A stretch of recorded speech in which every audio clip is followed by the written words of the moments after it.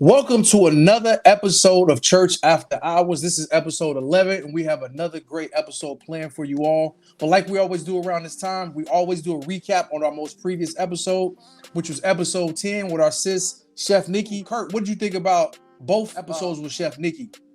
Oh man, the first episode we got into some saints and sinners, and we realized that some of us was doing some of the same things, that retail therapy, the thief's theme, as we named it. And then when we got into the second part, the plant-based medicine, it was amazing. We don't want to get anybody to thinking, that people are using these things recreational. There is some recreational use, but it was a lot of great things she talked about as well. Yeah, I love Chef Nikki's perspective, being that she has a degree in pharmaceuticals from Ohio State, and how she, uses both. But, the fact that she's a person that has a certain set of skills and a certain amount of knowledge about the subject matter is very, very important. And hopefully people enjoyed that episode, both episodes, as much as you and I did. But we just go get right into episode 11. We have the OG of all OGs. I said Reese was an OG, and she is an OG. And if Reese is an OG, then this next guest tonight will be a triple OG. And that's none other than Miss Guenada. Guenada, how are you doing tonight, sis? I am well. It's good to see you both. Kurt, I don't know if we've ever met before. Have we? You guys met at the reunion. We did meet at the reunion, but I was in the choir when your younger sister was there as well. So, Van. Yeah. Complain. Things are good. I'm here in hot Alabama, running a camp, but all is well. That's dope. Now, as I said, we chilling with Miss Guenada Meaux-Lambert, who was like a triple OG. And when I came to Lincoln Heights, she was already in college. And we're going to kind of talk about when I first had a chance to meet her. Because like Kurt said, we knew her sister Van was in the choir with us, as well as Anton before he went away to school. Nada, before we get started, what has been your thoughts on the first 9 or 10 episodes, whichever ones you've seen so far? Okay, I can only speak for me. I can't speak for everybody in my era, but you all were wild. I'm like, oh my God, parties, drinks, this, that, the other. I was like, no. Going to the, would you say the deacon's house? Yes. He didn't go to our church though, but yes. See, no, that wasn't happening at my time. Okay, now I gotta defend my generation a little bit. I gotta give you some pushback right here, because when Reese talked about the infamous Shreveport trip, I wasn't on that trip. I was still in Chicago. I think Kurt had just moved here from Indianapolis. And I think you was in the choir at that time, or was you going when y'all went to Shreveport? I went to Shreveport. Okay. So y'all was off the chain, maybe not as bad as we were. You know what I'm saying? What's that look for, Kurt? Come on with it. Because we heard about Shreveport. We were teenagers. Absolutely. Doing teenage things away from home. Right. We had supervision, but we didn't have supervision. So we probably got away with a little too much than we should have. Yeah. But it was a good trip. Right. And we did get fussed at, but it was a good trip. So I like to just say we learned from the OGs. You know what I'm saying? No. Well, one thing I will refer back to that I talked about in the very first episode. Remember when the Chronic album dropped? Yeah. That changed a lot of things for us. Because not only were they talking about smoking marijuana, but they were rolling it up in a cigar. So it was a lot of it.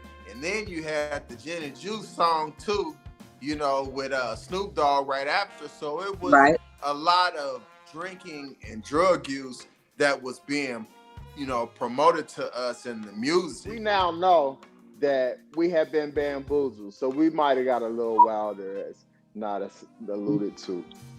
Yeah, party started early for y'all. Right. Absolutely. Yeah, it did. So let's take it back to the origins, Nada. Pastor Piper's mentioned the podcast on his one of his most recent sermons and how he was listening and how, you know, he was checking it out and how he was encouraging people to check it out. Young men and women talking about, you know, how they met in church and how they kept their relationships through the church. And he talked about how when he got to Lincoln Heights, he kind of took over the youth ministry and was working with the choir. And those young people that was a part of that choir that he inherited, you were one of the main people in the choir. Talk about Pastor Pipers when he first came to LHMBC and started working with you guys in youth ministry and in youth choir. Well, when he first got there, we didn't have a youth choir. It probably took us about a year. And I think the one thing that was so intriguing to me was he was young and he could play, he could teach, and he could sing. Yeah. I'm like, what more can I ask for? So I told him, hey, we want a youth choir. Rally up the troops. We'll see what we can do. And I think when we started, we had like 50 people, 50 young people singing in the choir. And we were bad. We were bad. We were bad. There was nobody, I'm bragging, yes. There was nobody that was touching us in the city. Nowhere. We did our first song. It was Over and Over by Milton Brunson. Thompson Community Singer, Shot City. Yes, and brought the house down. Wow. And from that point on, we took off. You know, Reverend Pipers is special to me. I've known Reverend Pipers since he got to the church. We've just developed this father-daughter relationship. If I need something, I can call on him. He's, you know, you ain't gonna find many preachers like him. No, he not at all. is truly, truly one of a kind. And what I liked most was he cared about us. Mm-hmm. We had a voice. Now I was singing in Angels of Mercy because my dad was over that. So I've been Deacon growing Mutes. up. Rest in peace to the OG legend, Deacon Mutes. Yeah. Absolutely. Yeah. So I've been singing a long time, but it wasn't until I got to the youth choir where I got a chance to start directing and teaching. Yeah. That was just a very proud moment for me. Yeah. You know, I tell people all the time, there are three men in my life who've made a difference. My dad, Charles Fold, and Reverend Pipers. Wow. And all of their birthdays are the first 4 days in June. Wow. Yep. Yeah. So I've been around greatness for a long time, but his teaching, his ministry, him allowing us to, you know, grow in the music ministry. You can't buy that. And the thing is, though, shout out to Dr. Charles G. Fold as well. We'll be talking about him on this podcast as well. But one thing I want to go back to before we move the conversation forward. You said you guys had just started. How did you guys become so prolific so quick? You know what I'm saying? You said like year one, you had 50 guys and girls that just joined the choir, and then you guys became so prolific. Was it the training from Angels of Mercy to when you guys made it to youth choir? Like what helped your process and helped you guys develop so good so fast? I will say it started with the Angels of Mercy. It kind of trained us to where we had gotten to. So Reverend Pipers didn't have to work really hard, but then he gave us that extra that we needed as a youth choir, because you sing a different kind of songs. Not only was he a teacher of the songs, but he made sure we understood what we were saying, because there's no need of you getting up here singing and you don't know what you're talking about. Right. Yeah, I remember that. Mm-hmm. So it all started in the beginning. And the first time I remember him playing was he got up and he played for the Angels of Mercy. And I was like, oh my goodness. Oh yes. We need to get started and get things going. So not only he and my dad, but just that training that we just kept on and we kept on and we kept on and we grew and we blossomed into something I don't think any of us was expecting, but we should have, because of the man that he is. Right. Mm-hmm. Mm-hmm. He's definitely a perfectionist. Go ahead, Kurt. Obviously was not there at that time, but I remember my time in the youth choir that he would break the songs down to where we understood as well. And understanding, you know, that's one of the greatest things, because you're going to sing it different. Yeah. And you're going to minister different, because now you understand what you're singing about. And it was never that he did songs that were over our head, but it was songs that we could relate to. So that in its of itself was just amazing to me. It's times, my bad, D. No, It's you times in our group chat where we might go back to singing some of the songs we sung, or just texting the lyrics. If things might go well, or things are being challenged. You know what I'm talking about, D? Absolutely. We're blessed in the city. We're blessed in the field. Absolutely. We're blessed when we come and when we go. Yeah. Like even though he broke those lyrics down and taught them to us, and we knew what they meant. It's one thing to know what they mean to help you minister, but once you actually live some of those lyrics and go through it, then it takes on a whole different meaning. Like, I'll just be in the car just zoned out, like, wow, like we really was singing these songs. Understood what it was about, but when you're going through something in life and you just like, wow, like this is really ministering to me. So when we was kids, are we really singing that good, or are people just happy to see us doing well? But like, people was living those lyrics and going through things, and we didn't understand that until we became adults, until we became spouses, until we had children and got jobs and so on and so forth. So I totally get what you're saying right there. That's powerful in itself. That saying that the older people would say, keep on living. Yes. Start to understand things a little bit more, so you can reflect back to those songs like, oh my God, this is what got me over, and it's getting me over right now. Yeah. Now, talk about the impact that LHMBC and the youth choir in general, youth ministry had on you, because I know you're down in Alabama doing camps, and I know Miss Juanita, Reverend Pipers, they always had something for us to do, whether it was Bible studies, whether it was choir rehearsals, they had camps. Lincoln Heights even had a school at one particular time. Talk about the impact and how Lincoln Heights helped you to become the adult you are today, and some of the work that you do. So my mother was over at the time. She was over youth choir when we started. I think when I was getting ready to leave, Miss Juanita came on. Okay. And we used to have retreats. Yep. And we did things on the retreat we ain't have no business. But we won't get into that. Right. But the impact, we were always involved. Always doing something, always going somewhere, singing, opening up for the Winans. We were in some kind of, Charles's group had a award ceremony, and we were up for youth choir of the year, and we didn't win. We should have. We were very salty, but we should have won. But they always had us engaged in something. There was never a moment where we were not doing something, and they were not teaching us how to become better people, how to become better Christians, how to walk the walk and talk the talk. Always just involved in everything we do. And parental support was like none other. You really can't get that now. When you're looking for youth in the church, you don't make your children go to church anymore. You give them the decision. If you want to go, you can. It was not working that way in my day. You got up, you went to church. You got involved in everything that the youth were doing. No, I don't want to usher. You gonna usher. I don't want to sing. You gonna sing. So whatever it was that was involved in the youth, we were always active, and they made sure that we always had something that we were supposed to do. And it changed my life. It made me a better person. It's put me in places where I never expected that I would go, positions that I never thought that I would get. And I'm grateful for everything, everybody in the church that had, was just a part of my life and my family's life. I wouldn't trade what I had for nothing in the world.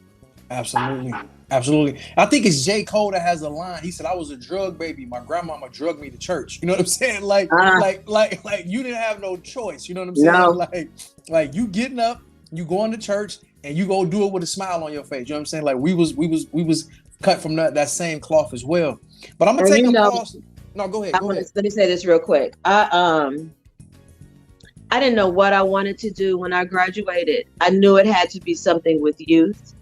So I taught in elementary and junior high school. And then I was like, you know what? I can't do this anymore. It's holding my hands. I feel like my hands are behind my back because I didn't have that room enough to grow like I wanted to grow. and I wanted to venture off in something else. And that's because of what Reverend Pifus, and I keep going to my dad because I have to, and Charles, Absolutely. put in me to do. It made me a great leader because I learned how to follow. Right. I watched, and I want everybody to understand, children, if you're watching this, learn how to follow. Yes. Learn how to follow, because when you follow and you follow good people, you could become great leaders. Now I have my own production company that I'm doing. I'm down here running 2 camps. Those things would not have been possible if I wasn't put in position with these people to help me grow. Yeah, I'll cry about Reverend Pifus, so I'm not going to, but that's just how much, just how much he means to me and how much of an effect he has had on my life. You don't understand. There are some things I couldn't tell my mom and daddy. But if I went to him, I didn't have to worry. Right. It wasn't going nowhere. He wasn't going to be like, oh, you shouldn't have done that, blah, blah, blah. Not to say that my mom and dad would, but I felt confident enough to go to him because of the relationship that we had. And that's powerful, because if you remember, I don't know if you saw Reese's episode, she basically echoed those same words. You know what I'm saying? Like how, you know, she had some issues at home with her dad, and like Reverend Pipers was like a father to her. He, you know, helped her through so much. Erica and Dean and Victoria, when they was doing the dance ministry, how he always kept them close and was pouring into them and helping them out. So it's like, I love to hear these stories of how he's touched so many different people. And I think he forgets it sometimes, but I always make sure I remind him every time I see him, like, man, like, you played a big role in all of us in our development. Like Kurt will tell you, I worked in corporate America for almost 20 years, and now I'm doing what I love, working with young people, you know, and the rec center assistant director, and it's my life's passion. I get up every day happy, ready to go to work to try to change the next generation. So all of that stems from that, you know what I'm saying? Working with him and Miss Juanita and all of the great people at LHNBC in the youth ministry. But we're going to take a pause and get into a Sinners and Saints story. I don't know if you and Kurt have a fun story to tell as we get ready to close out, but this Sinners and Saints story, you don't know nothing about it, but you were involved with it, and you're not even going to have a clue until I tell the story. Me? Yes. So you just got to listen. So it was 1990, I want to say it was 1993. We was getting ready. We had just did our practices for our Jesus Saves concert. And it was a Saturday. And the concert was going to be that Sunday. Well, that Saturday, this dope youth choir from Alabama State University came to Lincoln Heights to do a concert. So we like who's these college people? So Van was like, yo, this is my sister and her friends from Alabama State. They're going to be coming and doing a concert. So we like, oh, okay, great. So if you heard the one episode where we went to Miami, Oxford, and us little 10th and 11th graders trying to talk to college women, this is exactly what happens when we get. That's when Reverend Piper told y'all was stupid. Yes. Yeah.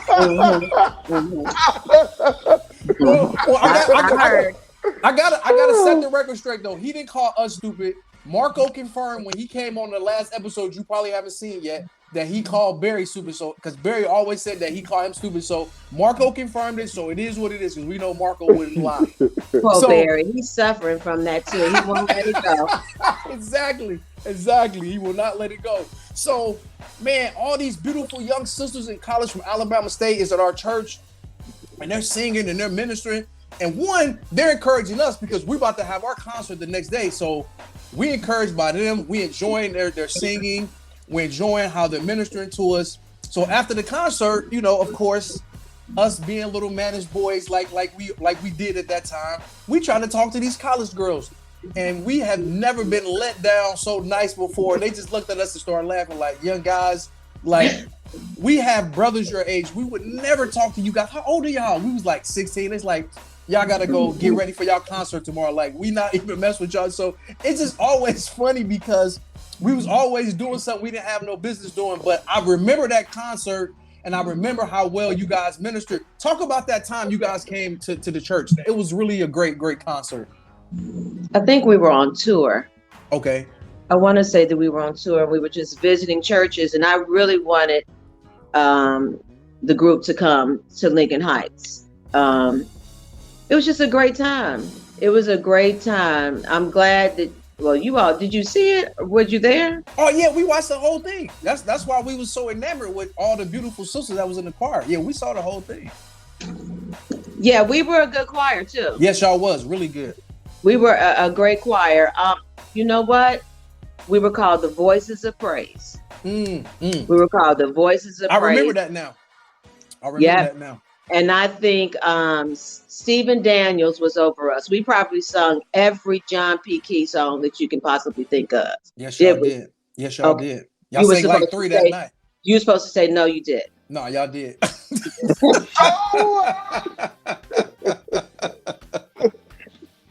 We did. He loved John P. Key. Yeah, John was the man. Still is. Yeah, he was. John was at that time, really was. Yeah.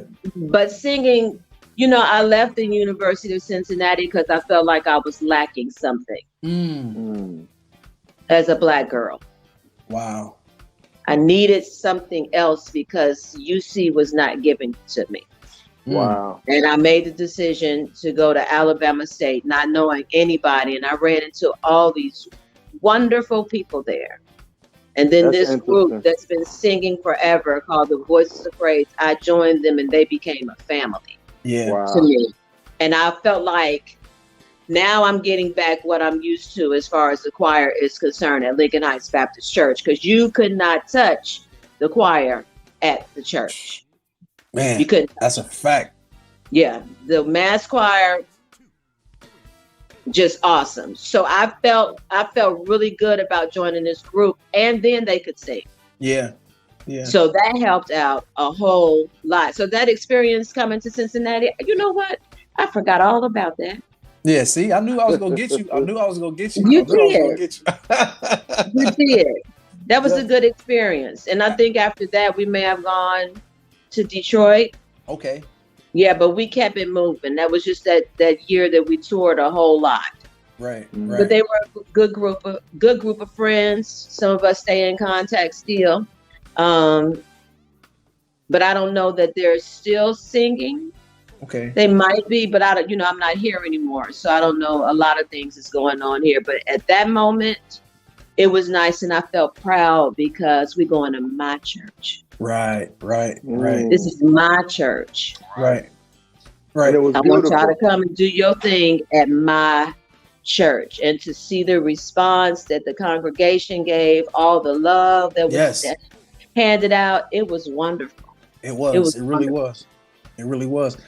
And it's funny, you talked about your experience at UC, and it's funny because Reverend Pivus and the great gospel lyricist Donald Lawrence both went to University of Cincinnati. So that's funny how they were there around the same time and you went there and ended up transitioning to Alabama State. But go ahead, Kurt. I think you was about to say something. My sister went to UC and left UC for Wilbur Forest. Wow. So she had a similar experience. Yeah. I just couldn't connect. I couldn't connect.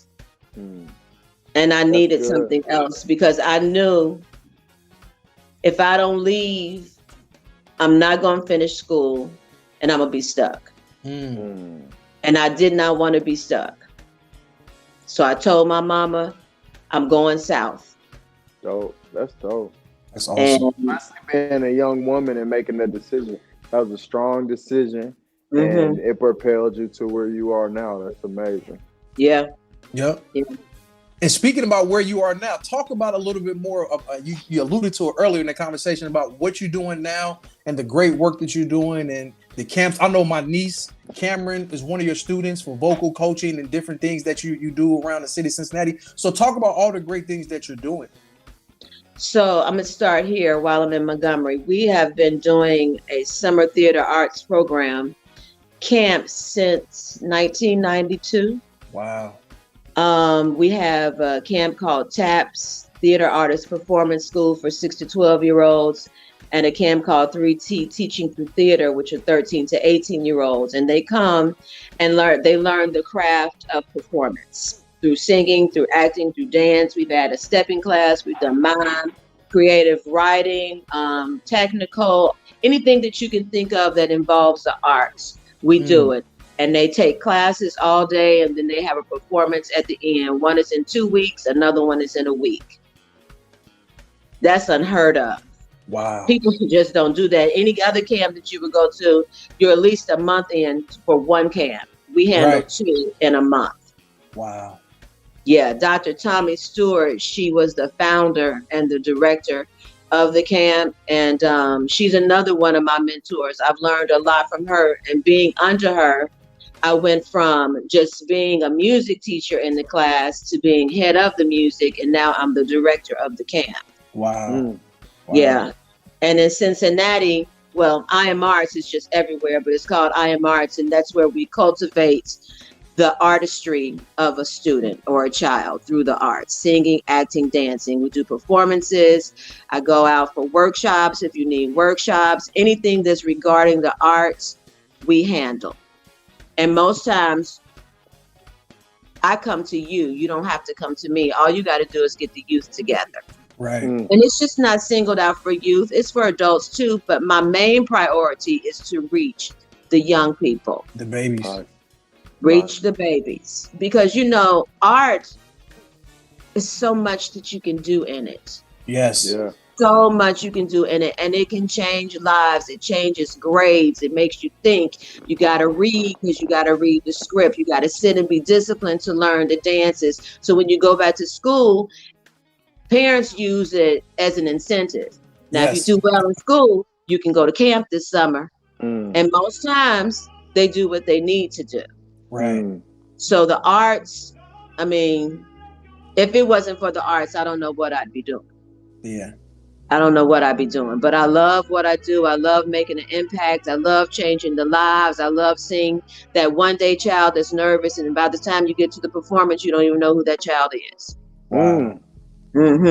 That's just how big it is. Yeah. Didn't even know they could sing until you push them. Yes. Didn't know they can dance until you made them do it. Now it sounds like y'all hit the ground running it. So is the kids y'all usually have, are they the more focused on arts kids, or is it all kinds? It's all kinds of kids. It's even kids who don't want to be there, but their mom and daddy want them there. Wow. So they come in already with the guard up, and their mind is, I'm not participating. Right. I'm not going to do anything. But now you're watching what's happening on the stage, and then we say, okay, who wants to try this part? Now hands are starting to do like this. They just keep popping up, and they keep popping up. They eventually get to that place. Now, there are some very talented children who come with it. Then there are children who just don't, and you've got to push them. But that's the ones that I like. Right. I want to push you. I want you to know that you can do anything. All you got to do is just put it up here. Yep. You can dance. You just don't know it yet. Go on in that dance studio and try that. Oh, you can sing. No, I can't. Yes, you can. Go over there in the music room and learn that song. One girl said this week, I don't want to solo. I don't want to perform because I have stage fright. I said, well, how would you know if you never try? I know that's right. You'll don't never even know. Speak that on yourself. Oh, absolutely. Absolutely. And I said, sing something. And she had this like rich tone of a voice, and it was low. And I was like, girl, if you don't get over there. Hathaway going on. Yes. I said, if you don't get over there and learn that solo, I know something. I said, you know, we all have stage fright. Even I do still sometimes. Yeah. But I like to have it because it puts me in a place where I don't come out of myself and think I'm just doing this. This ain't got nothing to do with me. This is a God-given talent that God has given me, a gift, and I need to use it in the right way so that he'll keep blessing my voice and blessing me to do the things that I'm doing with these other children. Wow. Yeah. And I know what she's saying is a 100% fact, because like I said, she worked with my niece and she came out of her shell and grew tremendously under her tutelage, just helping her sing and get into the performing arts. And it's beautiful. Like if you listen to this podcast, at the beginning, she's talking about the Angels of Mercy and how her father was over the Angels of Mercy. They created the youth choir with Pastor Pipers and how she was under his tutelage.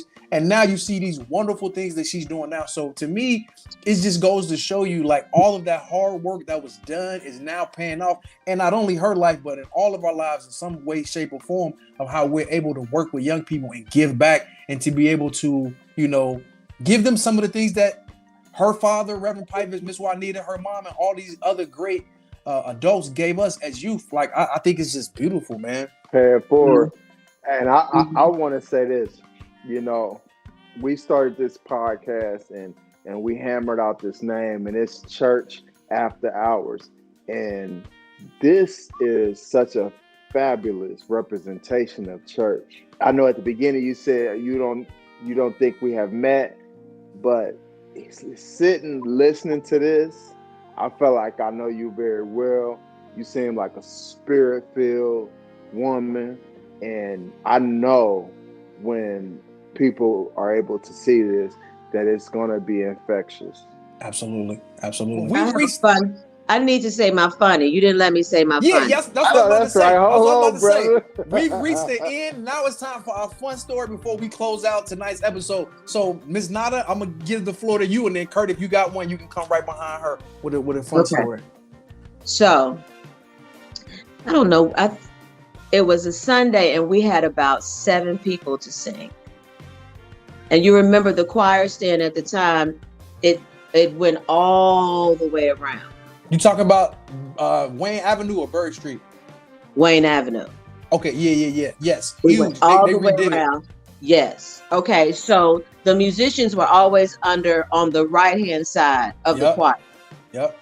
So I went into Reverend Piper's office and I said, so what are we going to sing? He said, how many do you have? I said, we got about 7. He said, 7 members? I said, yes, 7. He said, you pick it, we'll sing it. I'll just come out and play.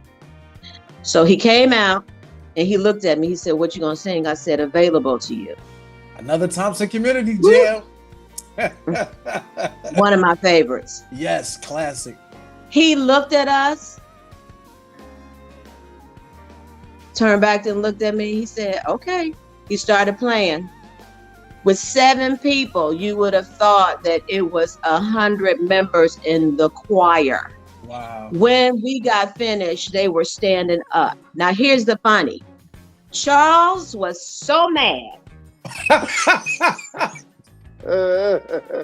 Charles cussed them out that Thursday. You let these little children coming in here and wear this song out, and you niggas ain't doing nothing. I mean, he went. Hey, she got him down. He went off. He was so mad. He didn't know what to do, and he didn't want to stand and clap, but he did anyway. Yeah. But he let the choir, I think he kept them at choir rehearsal that night, probably about till 11 o'clock. Wow. The infamous Thursday nights. Infamous Thursday nights. Yes. Now I have one more. You know, I'm old, so I had to get them out. Yes. Go ahead.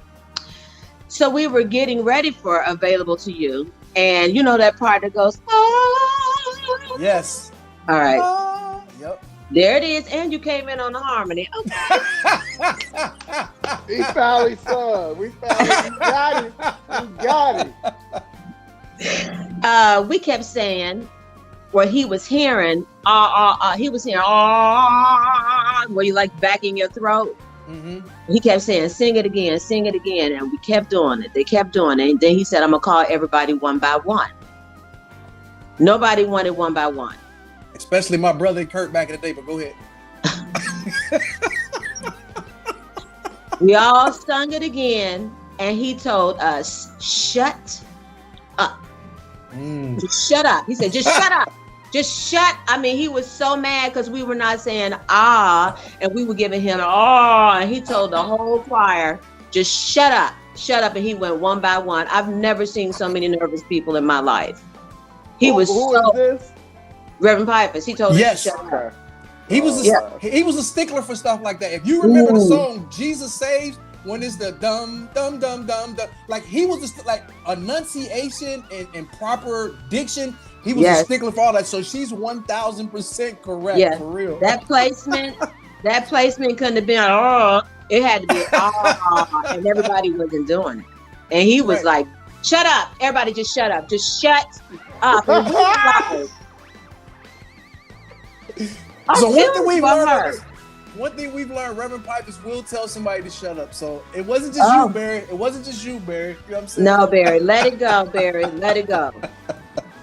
But one thing I want to say that you mentioned, like, I know the adult choir probably never looked at us as competition, but we always wanted to be as good, if not better than them, even though I didn't think we ever really was. So the fact that you guys turned up like that and Charles made them rehearsal to 11 o'clock that next week, that lets you know like that he took us serious and he always respected us. And Charles always, I think I talked about this on one of the previous episodes, like we went to one of their concerts and we had a little singing group and he called us up. So he will always nurture the younger generations, but he was a stickler for perfection as well. And him and Reverend Pipers, my two Gemini brothers who birthdays are coming up, I always had the utmost respect for both of them and being masters of their craft because they didn't play. They were serious, for real.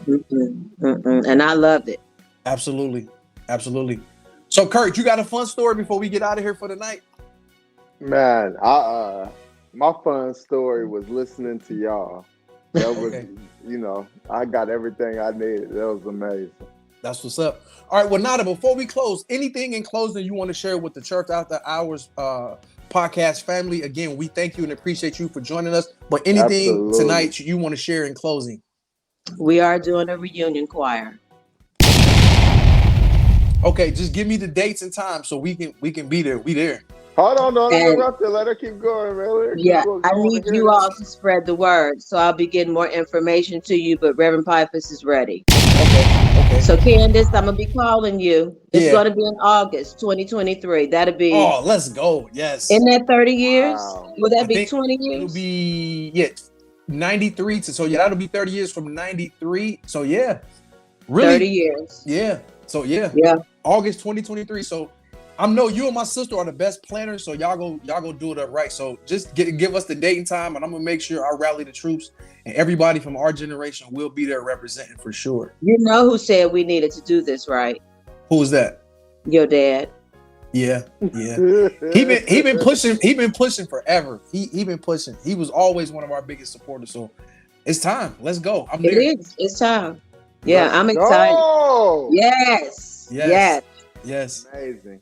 Yep. You all are doing a great job. I have been thoroughly entertained by this, by laughing, just by getting to know you all, because I didn't get a chance to get to know you, because by the time you all came along, I was gone.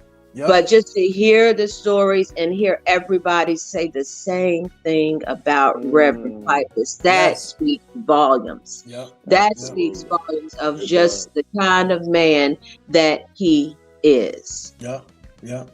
I am truly, truly grateful to him, for him. And I am very happy that you all are doing this, because it's bringing people back. We're able to connect. We're getting to know. I'm loving it. I'm loving it. I got 2 episodes I need to watch. I stopped with the one that y'all talked about so bad, the Bishop.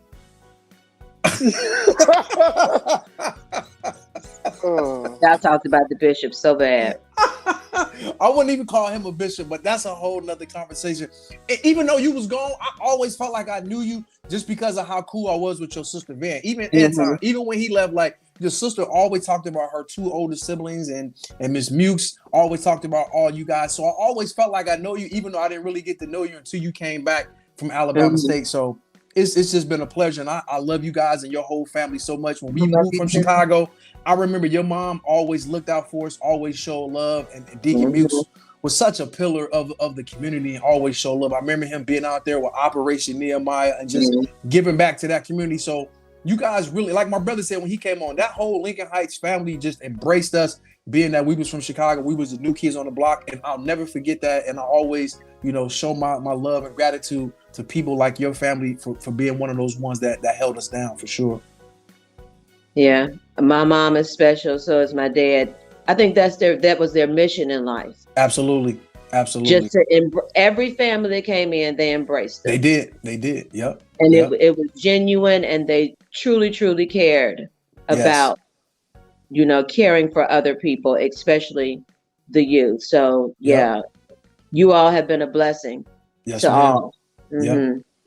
Well, we hope you guys enjoyed this episode of Church After Hours. It has been fun. It has been a great road down memory lane with our good sister, Guenada Meaux-Lambert. And we will see you guys on the next episode. Peace and blessings. Peace. Church After Hours.